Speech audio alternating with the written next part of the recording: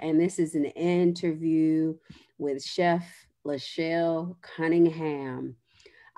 It's a part of Appetite for Change's Soul Food is serious superfood as a series. No, but the Soul Food is Superfood series. And I believe that that is serious. Soul food is a cuisine that's steeped in power and it's built on a legacy that's been carried on for hundreds of years by many.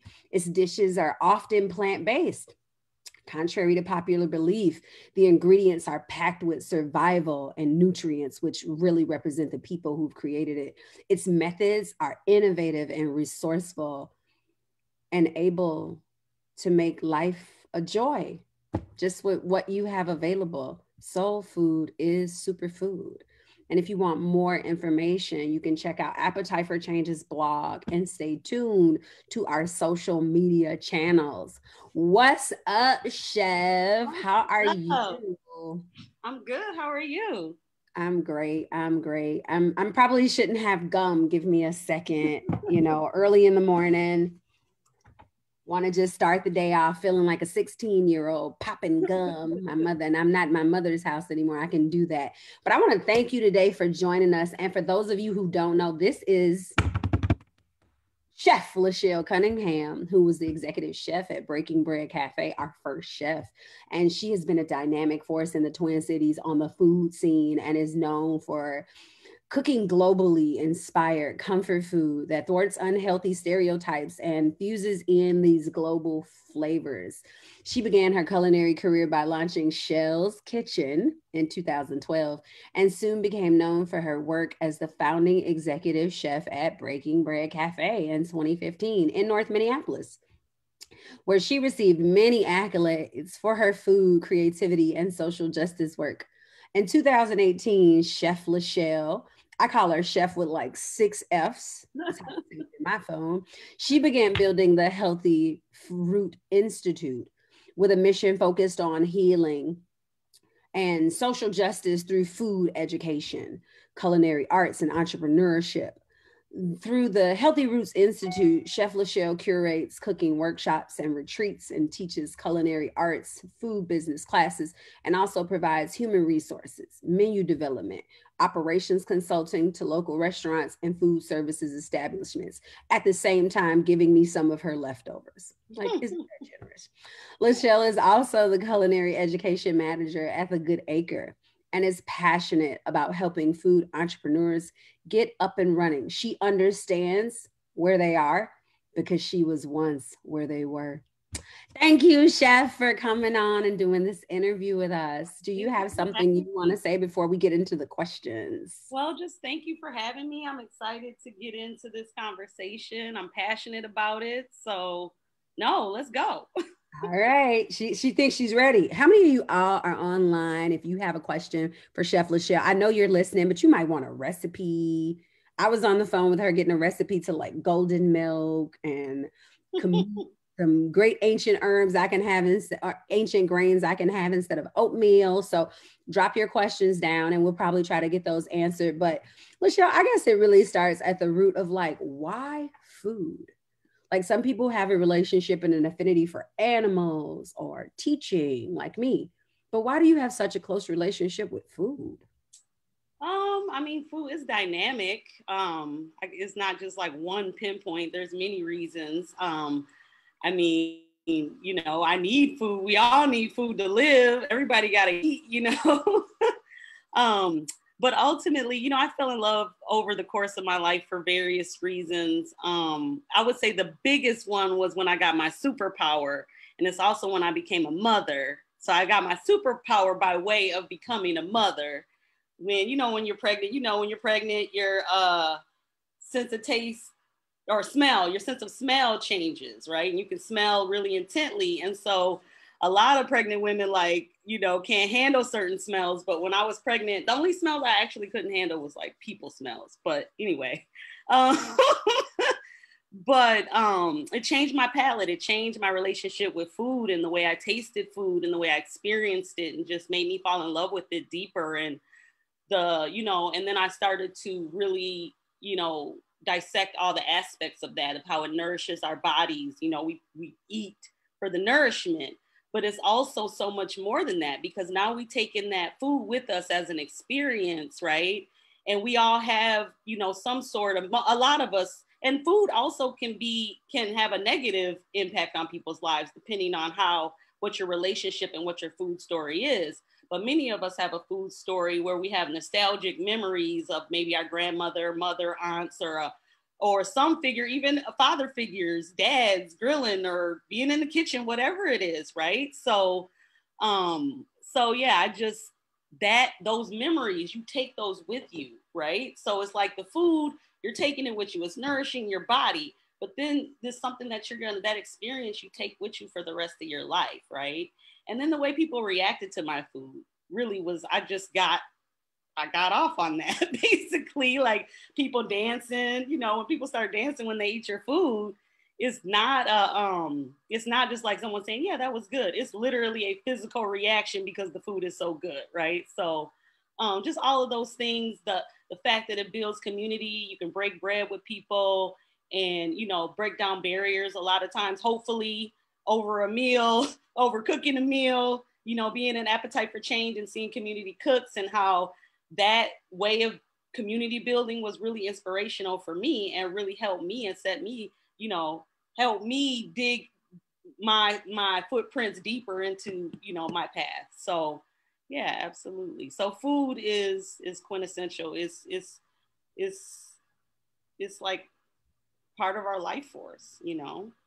It mimics what we really need to be for each other, for ourselves, healing, you know. Mm-hmm. And now, you know, it's even more important now because of where our food system what it has become. You know, even before we were here, the food system got jacked up. And so now we've inherited the food system and a whole bunch of other jacked up historical stuff and some good things, right? But, you know, so we got to embrace all of that and really understand. And, you know, the other piece of that, the food piece, you know, big in my family, we were always cooking at home. My parents always had a garden, things like that. So I, you know, kind of probably took that for granted a little bit, because now a lot of people don't have that connection to the earth or know like where their food really, how it really comes outside of the grocery store. And so it's important to me to really spread that, because what I see is, let me go back. So the other part of all of this is the healing aspect, right? And so when I was a child, I came to know that healing through food, through herbs, through natural remedies was always going to be my life path. And I knew that because my mom had this home remedies book. And so when I was little, whenever I had something, by the time I could read and had anything from a cough, cold, pimple, whatever it was, I wanted to go to that, because anytime I took like prescribed medicines, they always had some sort of side effect, even over the counter stuff. Like I remember taking NyQuil when I was sick as a kid, and it didn't actually make me feel better, just made me feel high, you know? So, but you know, when I took an actual herb, you know, now if I feel a little cold coming on, I have a little tincture that I swear by. It's right up on my counter over there called Golden Echinacea. And as soon as I feel that little itch in my throat, I take that, and then I don't, you know, it cuts it, right? So like that aspect of knowing that you can heal through herbs, and that, you know, always was a part of it. And so now that, you know, here we are, I'm in food, I'm a chef, I'm in this social justice, I'm being called, I really have been called to this work. It's not even so much why food or why I'm in love with food. Food called me because I was in a whole nother career track, okay? I was gonna say that, like, it sounds like you are the epitome of seed planted to grow and be harvested and then to ripen in that, what you talked about, superpower, and then to feed many people. Like, and if there's any of you who have not danced after you've eaten chef's food and not put like her name in your phone with like 7 F's after chef, like forget calling her Lachelle, then you're missing out. But it does sound like you are the epitome of it. And then you said that at the end that we should be what food is to us. And I definitely appreciate you. And you've answered like 2 of the next questions. Okay. So I know. So I know you're a natural at this. You know how this is supposed to go. You talked about how food, you know, how your mother had books. But I'm wondering, is there a food that was in your family? Like one food, I know there's lots, but one food that was in your family that kind of always had to be there, that brought your family together. The greens, The collard green. greens. For me, that's the collard greens is always, it's always in my house. It's always, my mom asks me every week, can you make me some greens? You know, like that is a staple. And then, you know, growing up, we always made it with like smoked turkey. You know, the traditional way was always with some sort of pork, ham hocks or something like that, the Southern way. And so, I mean, if they had it, right? Otherwise, it was vegetable based, which is what we ended up. My mom ended up learning a recipe from a woman. I think she was from the Caribbean, but her roots were she had African roots, and so she was basically teaching my mom the African way of doing these greens, which wasn't with any meat at all. And so we learned like this quick way to do greens. And then it was like the talk of our family for a while. And then I basically kind of took that recipe, made it my own. And now I'm, you know, that's what people want when they want vegan greens. They want these greens I got. Wait a minute. I hate to keep bragging, but I am a founder, right? Like, and my name is Princess. Like, I deserve to be fed good food. You know, I have some of those collard greens in my refrigerator right now. Right. I got to meet with Chef at the Good Acre, and the first thing she gave me was like greens. And my daughter was like, Mom, I don't eat anybody's greens but yours. And I'm like, girl, okay. Like, I don't even want to share. And then when I was eating them, I got a little bit left with some okra. When I was eating them, she was like, can I taste them? She's like, those taste like your greens. And I'm going to say that the way she does the vegan green, you cannot tell that there's not meat in it. So again, you're living it. Those greens are slamming.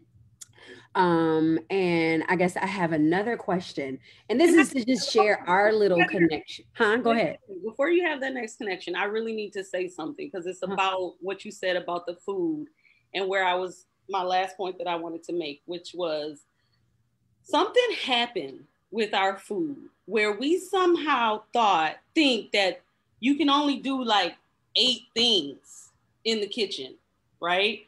You can only make a baked potato, mashed potato, you know, like there's only these very slim parameters that we put around how we make food and how we ultimately make it taste good. And therefore we locked ourselves out of how we can make vegetables or anything that's not fat laden or processed actually tastes really good.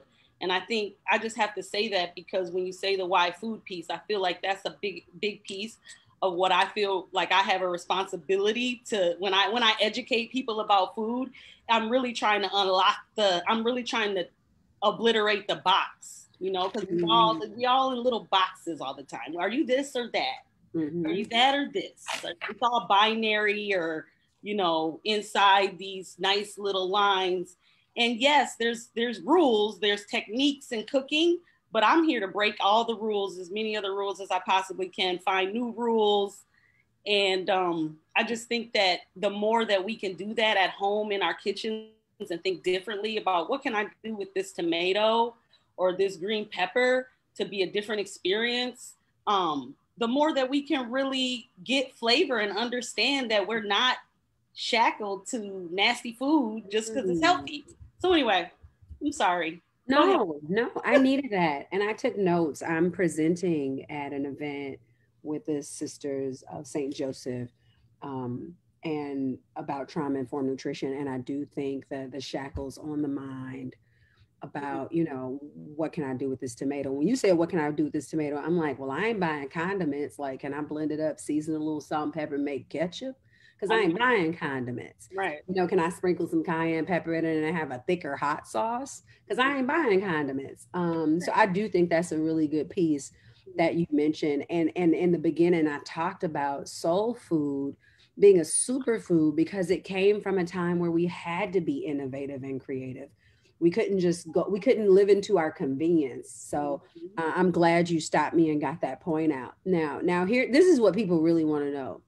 Like people want to, they want to hear about your food stories, but you know, there's a name that you and I share. And I don't know if people know that. You are. And so I grew up being the princess of the projects in Chicago, Illinois. And that meant something to me growing up in the Ida B. Wells projects and just knowing who Ida B. Wells was. But I remember sitting in a room with you and you like took my status down. You like took my crown off. And like you didn't even put it on. You like threw it and pulled one out your bag with like collard green leaves. So I just want to talk about our connections and like when you claimed yourself as like the princess. It's funny, right? This is the behind the scenes stuff that people live for. We talked about stuff for like 5 years ago, probably. And I'm like, I don't remember exactly, but I remember the conversation, and I was really like, really feeling some pride and ownership over this city, the Twin Cities, being my city. You know what I'm saying? Because I live in North Minneapolis now. At the time, I don't know where I live, but I've been always back and forth between St. Paul and Minneapolis. My mom lives in St. Paul. My dad's in DC now, but been in Minneapolis my whole life. So my entire life, I've been crossing that bridge at least twice a day, at least, right? So to me, the Twin Cities is one big city. And then I was really learning, and I've been even since then learned so much more about like my ancestry, you know what I'm saying? My roots, my parents, all the work, my dad, my mom working for the city, my dad, all of the work being a community leader and a builder in the cities, you know, learning about my family history and then being in history books and, you know, learning about our people and where we came from and the African history and how rich that is and the beauty of that, the indigenous histories and all of this stuff that's been torn down, you know? And so I'm pretty sure I was like, you know, feeling myself. And I was like, you know, I was claiming the princess of the Twin Cities. Yes. And now tell me more, because I feel like you got more that you're going to pull out about this. but I did not deny that, you know, and I, in some separate work that I do, I really believe that it's about what we declare. So for me to hear a younger woman declare herself in the midst of, you know, me with this name or this title or whatever people think about it. Sometimes I understand my image is more what people have imagined than it is just my actualization. And so to hear you declare that for yourself, I humbled, I bowed down, like, will you feed me, oh princess? And so I really want to say that from that moment 5 years ago when you said that, and the times that we've had where you've kind of dumped your ideas out, and I'm just feeling honored to hear them and have kept that intellectual property as secret as yours, that you have really lived up to, above and beyond your royal declaration for yourself. So big head wraps off to you, Queen, most definitely. And I wish I could find like the African term for royal woman, because it might not be queen or princess, but you have definitely done that in the Twin Cities, and I thank you for that. I have another question. Like, we're here today to talk about soul food being superfood. How do you define soul food? Like, I had a little definition, but if you could. Wait. I'm sorry. You know, I gotta always stop you before we go on to the next question and say my finals. Yeah, do that. So I declared that princess term, right? But, and I don't mean but, because I do feel it, and I appreciate everything you said, and I'm honored, and I'm you know, I'm heartfelt. I also have to say that I have evolved a lot as a person, as a chef, as a business owner, entrepreneur, all the things that I am and aspire to be. And honestly, I'm really at a place right now of complete humility. And that is because I'm really learning so much. I'm in study mode right now. I'm studying plants, I'm studying history, I'm studying food, I'm studying our people, and I'm really humbled by it all because I honestly feel like I'm just a baby infant in it all. And I know a lot of people look to me for inspiration, and I know a lot of people look to me for knowledge and guidance, and I'm here for it, but also know that like I'm in the same need position of where I'm developing to be. So I just want to say that. So anyway. Yes, no, and I do want to say I appreciated the video that you sent me the other day. I know that you're in study mode, but and you're sharing, but that video you sent the other day of Carolyn Roberts and how she talked about this 20 years of research around natural medicines being the original way. And I think there was somebody who asked a question and said, you know, why isn't more of this done? And it sounded like she was inviting you. I didn't get a chance to share this with you, but it sounded like she was inviting you to reach out to her because she's like, if more people want to know this, man, I but felt the same yeah, thing. but it's not an area of study because we're still fine with the baked potato. Some of us are still fine with the mashed potato. Some of us haven't ventured into the black, I call it the black potato. I know it's kind of purple or blue. Some of us haven't ventured into some of those other root vegetables. So like that comes from, I'm thinking about roots vegetables. We had our community cooks meal box program. One of the last menu items was like a root vegetable hash. And it was like turnips and yams and carrots. And we just finished that yesterday. Like we ate so much turnips and carrots and hash for breakfast. It was great. And I love that. So continue your research. And again, Carol Roberts, if somebody's watching, wants to hear kind of the research that's behind what Chef is doing that she has not released her documentation of yet. But it's more along the lines of this, and it's just being in the tip of the iceberg. So check out Carol Roberts on YouTube. So tell us what soul food means. Man, okay, so soul food. I feel like soul food. So I always quote you a lot. So one of your, I have princess quotes. One of them is repetition deepens the impression. Love that one.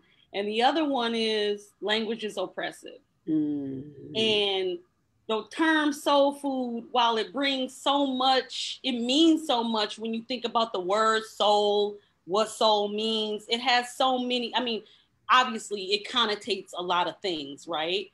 But where it came out of, right? People use the term in all kinds of, I was reading an article or a post just today from Ia Vang, who's a local Hmong chef, and he was talking about his sausage and how someone came in and asked him, can he do his sausage vegan? And he went on this whole explanation to say, this is what my father taught me. This is a tradition that's been handed down. So don't just come flippantly tell me to change it because of what you want. Understand the food first, understand where it comes from. And I really, relate to that, and so ultimately, but he used the word soul. He said the food had soul. And what he's talking about is the soul is all of that, the ancestral ingenuity that's passed down, the knowledge, the culture, the custom. There's something way deeper. It's a spirit thing, right? That's the thing that got cut out of modern medicine, right? Traditional medicine, what we think of now as modern medicine was born out of traditional medicine. And what after they stole the knowledge from the ancestral practitioners and then enslaved them to be their healers and their test subjects, right? After they did that, they ultimately took that and demonized them because they had a spiritual aspect to the healing. It wasn't just about here, take these herbs. It was always spiritual and a connection to the earth. And so when they took that and turned it into modern medicine, all of that spiritual part of it got taken away. And so that's the soul of it. That's the soul of food, right? So when you think about soul food, the term came out of the 70s, right? When the term soul became a fad, trendy, the soul culture, soul music, soul train, soul everything. That's when the term soul food got its moniker. So this was far after the roots of what we think of where it came from had already passed, and the food system had already changed into the system that we know now, which is a heavily processed food, sugar, fat, salt laden food. So what we now termed as soul food was now more of an eclectic blend from the past with the present of processed foods and a bunch of different cultures that also got melded in. Macaroni and cheese, fried chicken, a lot of those other things, those actually came from other cultures, okay? What slaves were eating was processed, well, probably like cornmeal, some sort of corn or grain mush type of cornmeal eventually is what that came to be. And then they were eating throwaway scraps. So they were rationed like once a week. They got maybe 5 pounds of cornmeal, a couple pounds of meat, which was usually a throwaway part, like the ham hocks, the ribs, the head, chitlins, the head, all those pieces, right? That now are delicacies, but then were thought of as throwaway parts. And then they were probably given some molasses. And so they had to take that food and then supplement with the environment around them, which is the way they already lived, right? Which was by foraging, which foraging is just going out and finding food in nature, berries, nuts, fruit, plants that are edible. So they had to know, they had to be environmentalists. They were environmentalists. They had to know their environment around them, what was healing to them, what was nourishing to them versus what was poisonous or harmful to them, right? So they had to hunt, they had to fish, they had to do whatever gardening or growing of food that they possibly could. Now, if you're working sun up from sundown in the field or in the big house, however you want to think about it, being a slave, how much time did you actually have to do that? So, but they still did what they could. And so that's what, and so in that progression, then slavery ends, right? So the whole United States system based on slavery, right? The economic system of where the country is founded based on slavery, everything, the things that were built by slaves, money that was made off the backs of slaves, everything, the whole economy, right? So then emancipation happens, the slaves are freed, but not really because they just go into the sharecropping system, which is a way to keep them indebted and basically as slaves anyway. But what happens is the whole food system starts being run by the government through these, the whole agricultural system, the land and how it's being controlled starts being controlled by the Department of Agriculture and these Homestead Acts and different acts that were controlling and basically limiting who had access to what. So at the end of slavery, you know, dozens of thousands of acres of land owned by Black people and farmers, you know, millions of farmers now down to a couple thousand now, or maybe tens of thousands. I don't even know if it's at 100,000 Black farmers today. Right. So that has everything to do with how our food system changed. And so, and you're asking me why soul food, but this all has so much to do with our food system, has everything to do with what we think of as soul food and what is soul food, right? Because soul food is this moniker. And it's also gotten put on, if you think of the totem pole of, you know, cuisine and what's the high-end cuisine, soul food is down here. It's not thought of as high-end. A lot of people try to elevate it and have elevated it. But French cuisine is supposed to be at the top and then it kind of goes down from there. And I mean, if you think about it that way, soul food doesn't really get that type of showcase on the big stage necessarily. But there's lots of people across the world celebrating soul food, don't get me wrong. But the problem ends up being is that we kind of limit it again. We put it inside of this box. And me as a Black chef, I grapple with it. Even when I started my business, Chelles Kitchen. You're Black? Shut up. I'm just kidding.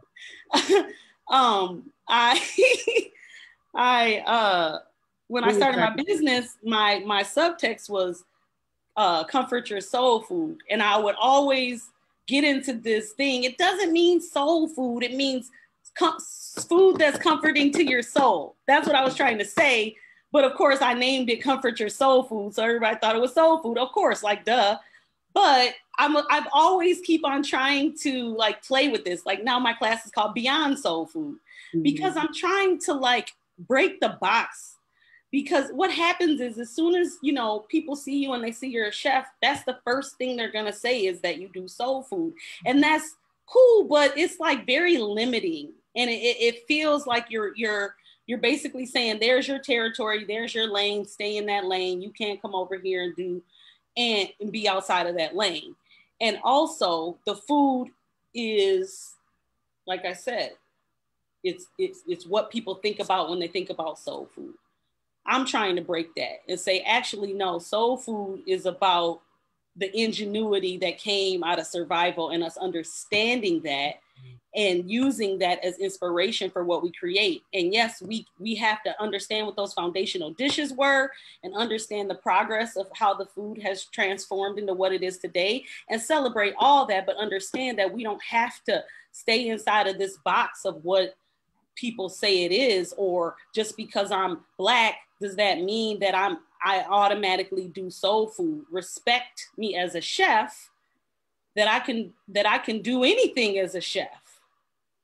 And I celebrate soul food. I cook soul food. I love soul food, but I really am about educating not only about where soul food came from, but also like taking that as an opportunity for healing. That's my biggest aspect of it. But then there's also all of these myths and barriers and blocks and boxes that I'm constantly like trying to dispel. And it's a hard place because you're leading with soul food. So automatically people aren't ready for what I got. When people come to my class, they don't know they're coming there. They think they're coming for a cooking class, which they are.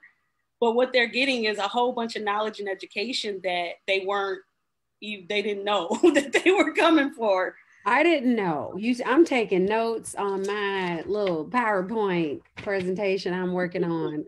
Listening to you, there's a wealth of information there. And one of the notes that I wrote, you kind of represent the soul of food. Mm-hmm. And I don't know if putting "of" in that middle would get somebody to understand. Yes. You're probably going to see you as Black and say, yeah, soul of food. I know she cooks soul food.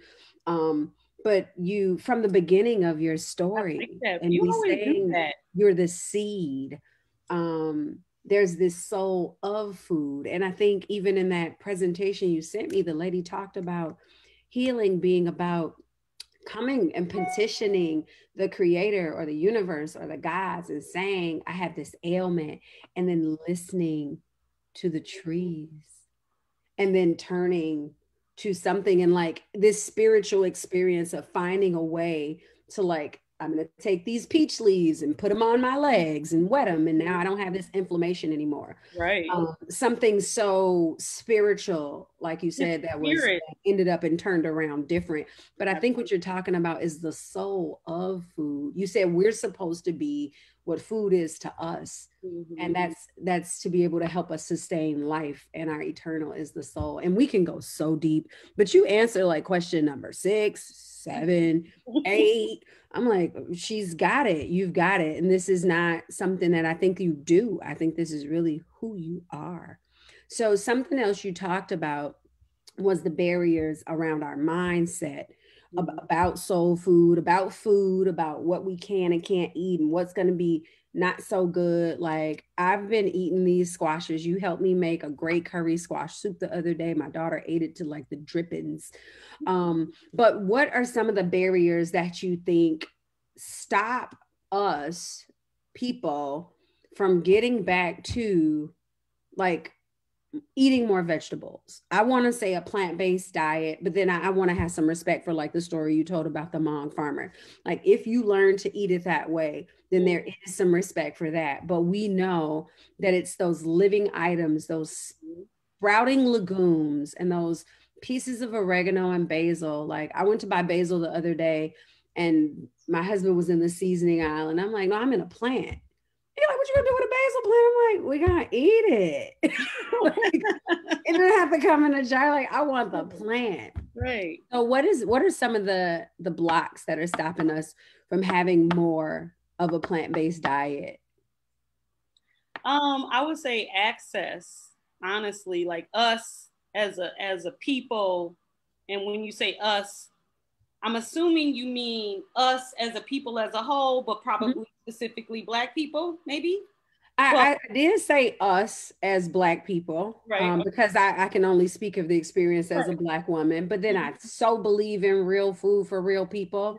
And I think that I'm trying to get rid of my own boxes. Look, we're in little boxes talking about it. I want to get rid of the box that I have a different need than than Pilar does. And she's not a Black woman, but she has the same needs to have good vegetables that I do. Absolutely. So that real food for real people, that's me just trying to get rid of that box. Right. I think you're absolutely right. The only thing there is that Black people do have a disparity as far as our access and our knowledge and our health ultimately, which is a direct correlation to our diet.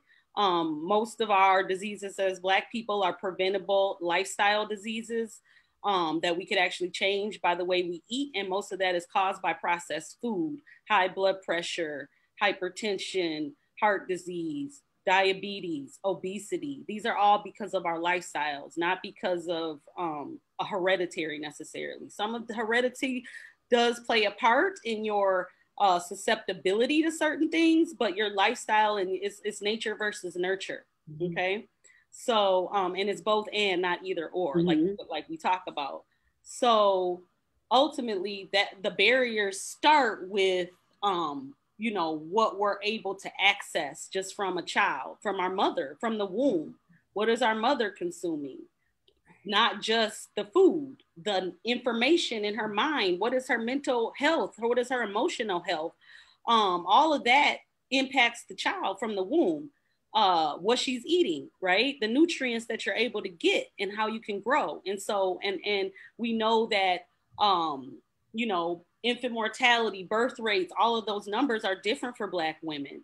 We know that, the whole, I'm about to get real deep on you, but I'll say this real quick, but the whole school of gynecology was started from experimenting on Black women.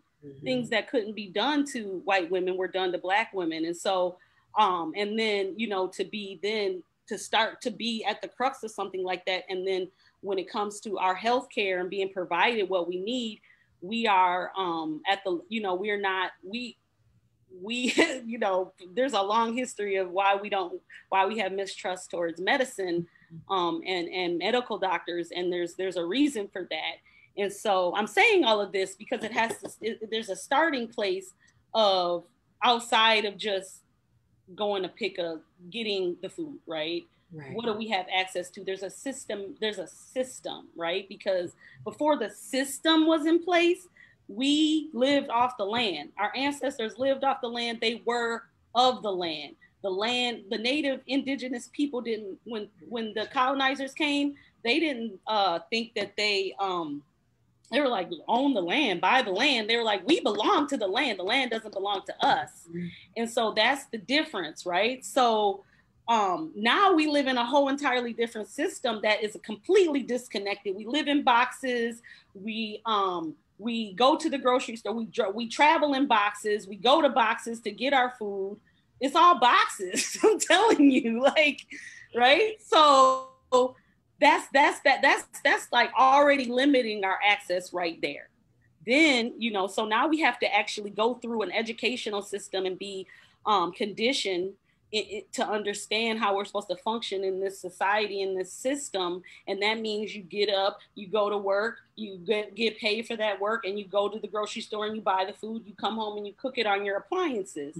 And so, and now, does everybody have access to do all of that? Right. does everybody have access to a job if they were criminalized for, let me say this one thing. So much of what we've done has been criminalized. So I told you about the water stick man down in down south. I'm not even gonna say where, because this could be anybody, right? He was a well digger, and he dug wells because he became a welder. He had a whole nother thing going on. And he had a vision one night, and the ancestors came and told him how to find underwater springs and where to find them and dig the wells, and with a stick. So he was spiritually led by this stick to dig wells.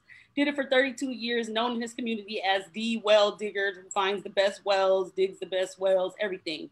The government came along and put regulations around and said, you now have to take this mathematical scientific test to validate yourself as a well digger. Of course, that wasn't the way that he dug wells, so he was immediately now criminalized. He was a criminal now for something that he had done for 32 years. So it's so easy to become a criminal off of something, what I said, your spirit-led way of nourishing the community is now a crime. So that's just one example. Now, we know in our communities, in where we live in the cities, now that's kind of a rural example, but in the city, there's a lot of ways of life that end up happening because of lack of access that end up criminalizing people. And so then you don't have access, and then your family, there's trauma that comes with all of that. Not to mention the generational trauma and all the other stuff of why people fled the South from terror. Okay, so there's just a lot. There's a lot of layers to this. I haven't even gotten to the fact that it's just the fact that we don't even know how to grow food in our backyard, right? But all of these things are barriers to us even getting to having a backyard to grow food in. And so then it's like, well, now I don't even know anything about putting a seed, how it germinates, how I would even create a sprout to put it in the ground. Like all of the work that goes into this, I'm too wrapped up in trying to survive day to day in this concrete jungle. Like there's just so much to that. So these are all barriers. There's historical barriers. There's systematic barriers. There's mental barriers of the conditioning, the education that we receive. There's not, in the education system is not telling us any of this stuff about the real histories and atrocities. Yes, it has a couple little pages in there, but the real crux of how the country started, how all of these systems of knowledge, medicine, foodways, agriculture, and how that really was us and is us. And we need to be empowered by that, but instead it's all veiled. And so now we're in the dark. That's the barrier. We're in the dark. We don't know anything, and we're born into it. And so it sounds like, I know I'm getting all abstract and kind of deep with it, but because there's no culture. I've heard someone say at the Black Urban Growers Conference, and it may have been Malik Yakini from Detroit Black Food Security Network. Shout out the work that's being done in D-Town, at D-Town Farms. But I believe he said there's no culture without agriculture.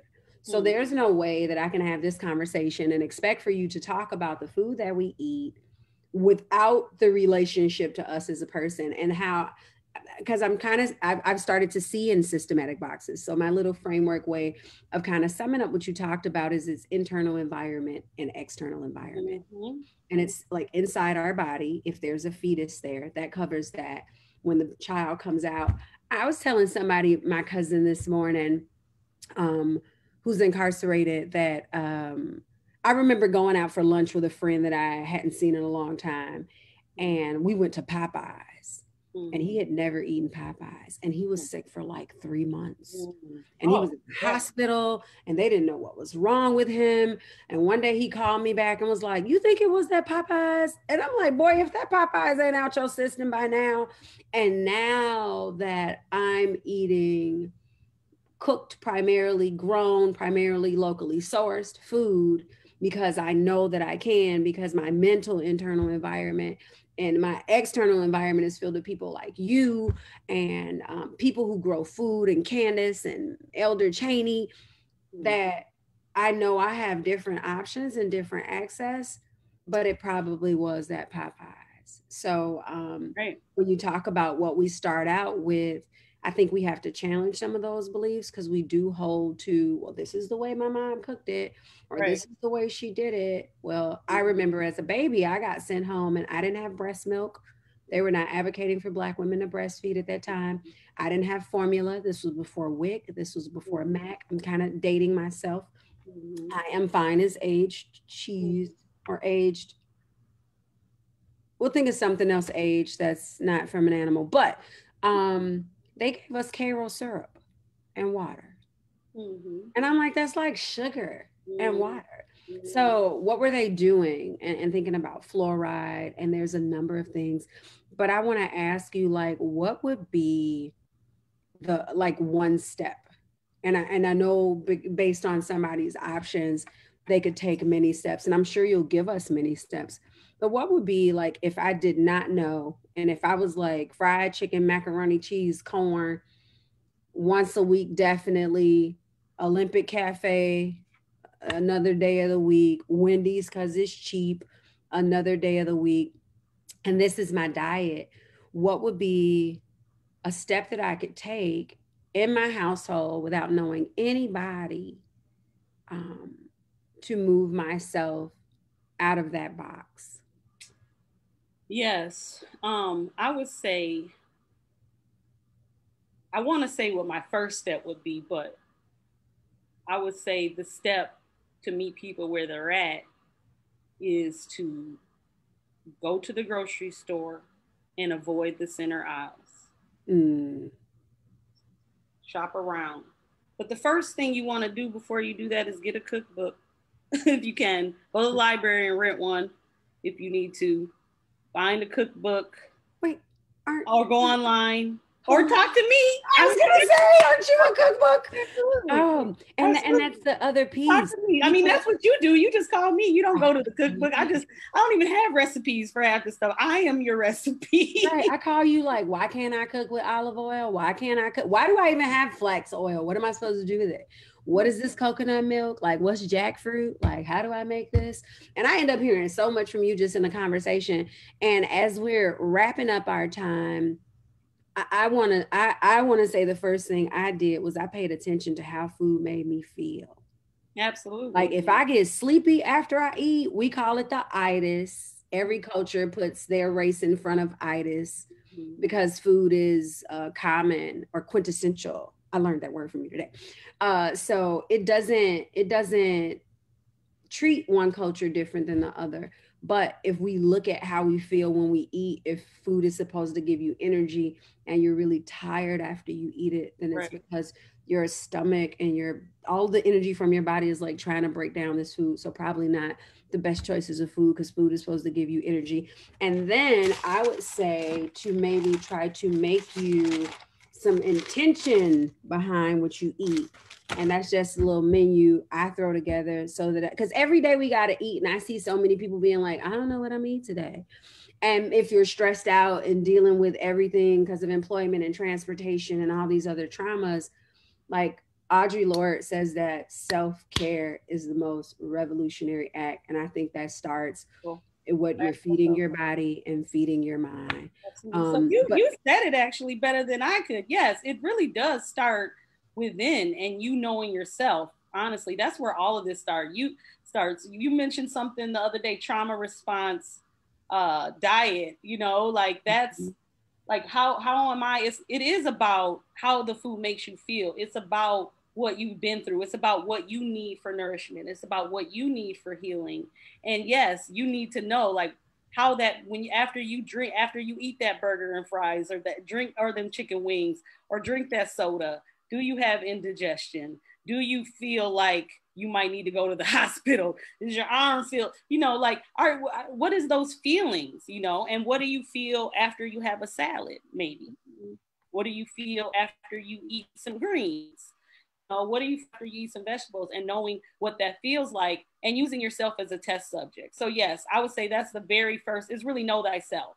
Know thyself. That's the first really step of any sort of development as a person, human being connected to the greater source. All of that is know thyself. So starting there, but then also like tapping into your community, tapping into people like me or you or other people who may be talking about this stuff and learning from them. I got free classes coming up through Mississippi Market, free virtual classes people can take, all of that stuff. But yes, it starts with you, because what works for me, you could be allergic to.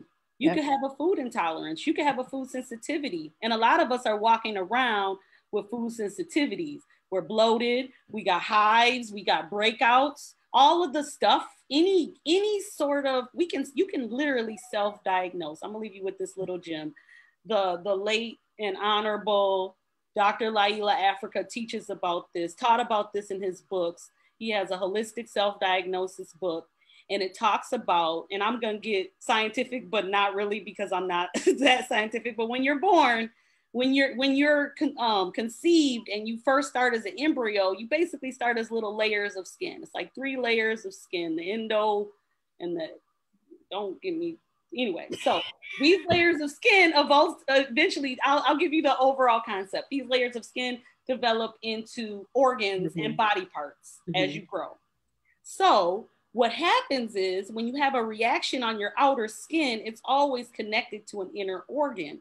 And so he talks about how you can self-diagnose or know what something is related to internally by how it shows up on the outside, whether that's through your skin, excretions, or internal feelings that you might have. These are all things that you have to pay attention to. So that's really deep, but on a personal level, like knowing what makes you feel good. Can I go and function? Can I get up? Like you said, food is fuel. Food is not just something to stuff to stop you from being hungry. I mean, in the basic level, yes, that's what food is for. But ultimately, the real purpose of it is to nourish our bodies and to heal our bodies and to help us to keep going. Restaurants, when you go to a restaurant, the whole term restaurant came from the root word is to restore. This was really about medicinal ailments and healing people first, before it was ever about just going to shove a bunch of food in your face. This is about restoring people, right? So now you go to how are they restoring you with processed foods, GMOs, and all that other stuff that's in the food at the fast food places, and when we're deep fat frying and trans fats and all of these things that we know aren't healthy for us. So thank you for that. And I do want to say it's an honor to speak with you. I'm glad you brought up Layla Africa. Definitely some shoulders to stand on. Dr. Sabi, definitely some shoulders to stand on. Somebody else who didn't have the medical training, but as a child, not going to any school, knew how to cure certain diseases or dis-ease within the body with foods. I do want to say, like, when trauma happens, you kind of like, my first thing is fried chicken hot sauce. Like, that's what I want. Yes. Something in my life told me fried chicken and hot sauce is going to make me feel better. But stopping within that moment of trauma and leaning out of your box, your repetitive, habitual human self, away from that and saying, where am I feeling this in my body?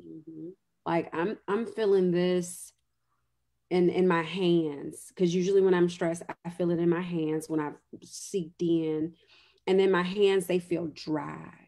So it's funny that my body is leading me towards fried, or my habit is leading me towards fried, salty, vinegar, dehydrated foods, when really I probably just need some water or avocado or something that's more hydrating. So thank you for that, knowing yourself. And you said I said it all better than you, but I've been talking to you for the last 2-3 weeks. We haven't talked in a while. So to prepare for this interview, I've kind of soaked up some information and took some notes as we've been talking. I want you to be able to tell everybody where we can find you. You're such a wealth of knowledge.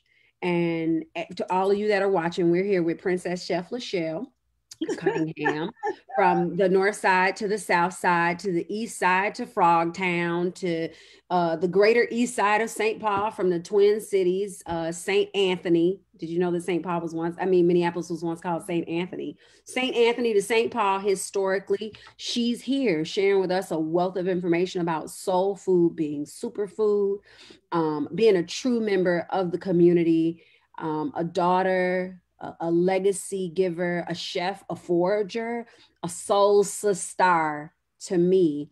And I look forward to having whatever you have coming up next, but I want you to be able to share information. We got some stuff that you're doing in the chat, like what you sent us of all the things that you're doing, but I want you to be able to share how people can get in contact with you and what else you have on the horizon. Yes, so definitely, probably the main way to keep up with me is on Facebook. That is probably where I'm going to post the most about what I have going on because it's quick. My capacity to manage social media and marketing and all that isn't, I'm over here doing the work. So, but I do post and keep people up to date on what I got going on. I post a lot of videos. The whole weekend was foraging and cooking, making medicine videos. So there's a lot of stuff I share there. But I also am on a lot of different platforms offering classes. So my business is called the Healthy Roots Institute. I do cooking workshops and retreats. You can book me to do private virtual trainings or in-person trainings when we get to be doing that again. I do retreats for traveling groups, corporate, stuff like that. But I also offer training. So Mississippi Market is going to be offering my whole 7-part series Beyond Soul Food. And it's going to be free or donation-based online. So I'll be sharing, you'll be able to take my entire series for free if you're interested in that, where we dig into the parts of soul food. And it's plant-based. So we'll be, and talking about the healing aspects, because really my whole work around the love of food in these workshops is around healing and nutritional healing and plant medicine. Culinary arts, I do trainings. Most of the work I do on culinary right now is through the Good Acre. I offer a vocational culinary training program. We have applications open right now. The deadline closes June 1st. It's a 14-week training program. You're actually paid to attend it, and you're getting me training you in classical culinary arts. And you also get a ServSafe certification if you pass all of that and get through the course. So it's something that can go on your resume. I've gotten the program accredited. So those hours go towards school and other continuing education for culinary arts. And I have a vision for expanding this greater and greater. So just know that if you're interested in culinary, find me at the Good Acre or contact me you can contact me through my website, LachelleCunningham.com, but you can follow me on Facebook to see what I got going on. Instagram a little bit, but Facebook is going to give you like the full comprehensive deal there. And what's your Facebook handle? My Facebook is Lachelle Cunningham. Okay, got it. Okay, and then it's all Lachelle Cunningham. You'll find anywhere is Lachelle Cunningham.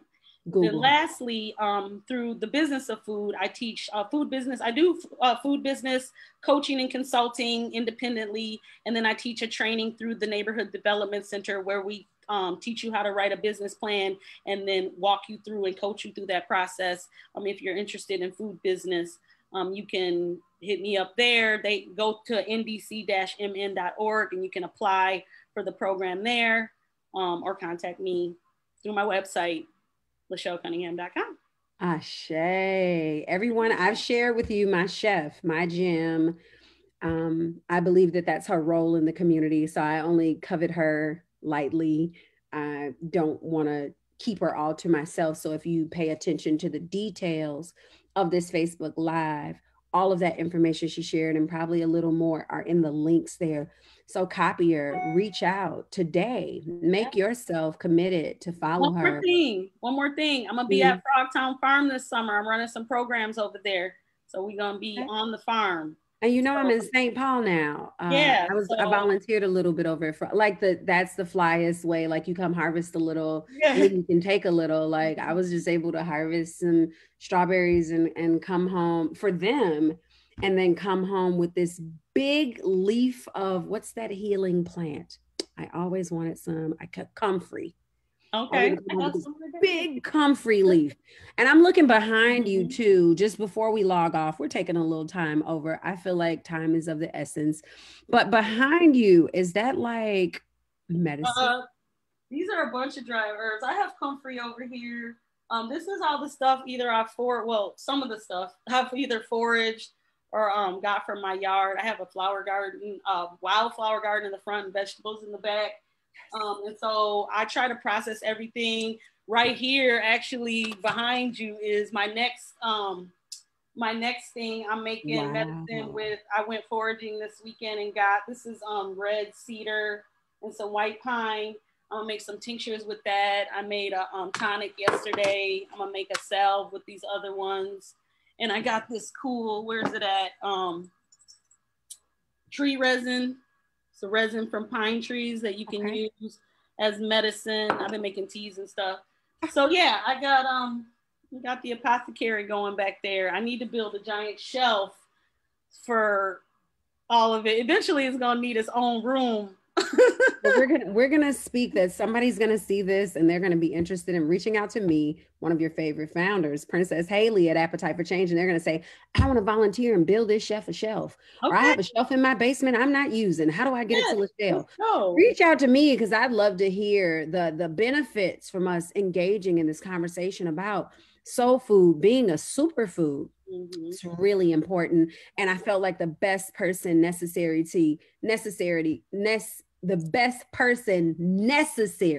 to have this conversation with the community abroad was you, Lachelle Cunningham. Can I say one final thing about soul food? Of course. Because I feel like I maybe didn't touch I feel like it was in there, but I just need to draw it out as that the superfood is in what we talked about, the history, the ingenuity coming out of survival in the toughest circumstances.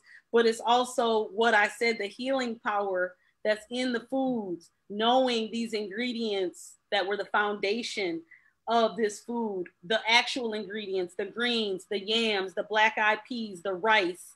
What are the healing nutrients in these foods? Because there is a lot in understanding what they are. I'm not going to go over it now for time, but these foods are healing, these foundational foods, and that's the foods that we need to celebrate and bring back and take the boxes away of what we can do with them. I'll give you one good example of that. Corn, the foundation of indigenous cuisine, indigenous food and survival for indigenous people here, right, was corn.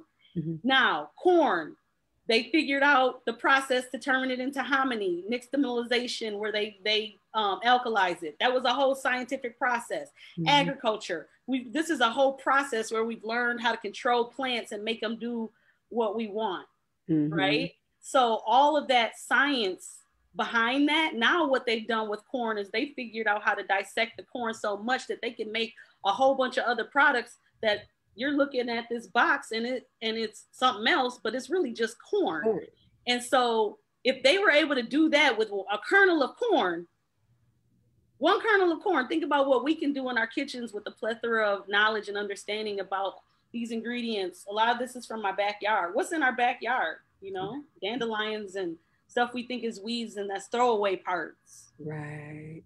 So it's funny you talk about corn. I remember meeting with Winona LaDuke and her talking about how there was like, I don't know how many thousands of different types of corn, and how you talked about that the system of agriculture wanted to be able to control it. So they created the one corn, the yellow corn, and there was different corns. And when she showed me like seeds, like one corn looked like it literally had like a bird on it. And it was like this white corn with this blue bird. It was beautiful. And I never knew. And my fear, Lachelle, and I do want to say, like, she's the real deal. That's why I asked her what was behind her so she could show y'all. But my fear is that if we don't embrace this now, our power in letting and understanding the soul of food, is that our children won't. Right. As they're really more into boxes, their socialization and technology being, you know, the response, our innovative pivot to social distancing because of ailments. Like it's almost like a circle of self-violence to not know. So share this video with someone, like it, save it on your page, reach out to us. We're here to talk to people about how food can be used as a tool to create the health, wealth, and the social change that is necessary for the continuing of a healthy, vibrant community. So I'm gonna log off here. I know we went a little over in time, but I definitely felt like time was not a constraint for me. I'm probably late for a meeting. I tried not to do that, but this conversation was food for my soul. So I want to thank you, Lachelle, and thank you all for tuning in. And everybody, remember, it's not who you know, but what you grow. Peace. Peace.